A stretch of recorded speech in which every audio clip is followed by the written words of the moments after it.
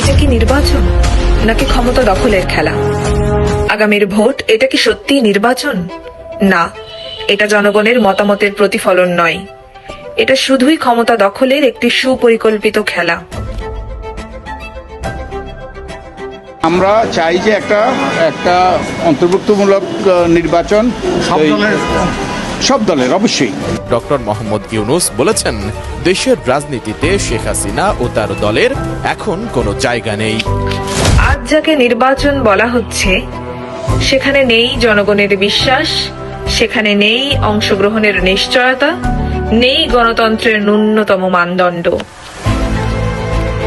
জুলাই আগস্টের তথাকথিত আন্দোলন সেটা কোনো গণজাগরণ ছিল না, সেটা ছিল একটি নির্মম প্রতারণা।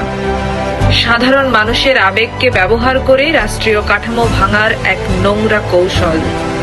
আর আজ তারই ফসল আমরা দেখছি। ইউনূসের এই দখলদারি শাসন এটা কোনো নিরপেক্ষ ব্যবস্থাপনা নয়, এটা জামাত বিএনপি জোটের পরোক্ষ ক্ষমতা দখলের ধারাবাহিকতা। যারা জনগণকে ভয় পায় তারাই রাষ্ট্রযন্ত্রকে হাতিয়ার করে একটি বৃহৎ রাজনৈতিক শক্তিকে নির্বাচনের বাহিরে রাখার অপকৌশল নেয়। তারাই নির্বাচনকে তামাশায় পরিণত করে। যারা জনগণের রায়ের ওপর আস্থা রাখে না তারাই ষড়যন্ত্রের পথে হাঁটে। কিন্তু ইতিহাস সাক্ষী, ক্ষমতা, বন্দুক, ষড়যন্ত্র বা প্রতারণা দিয়ে চিরদিন ধরে রাখা যায় না। এই দেশ ভোট চাই, এই দেশ সত্যিকারের নির্বাচন চাই, এই দেশ দখলদারিত্ব নয়, গণতন্ত্র চাই।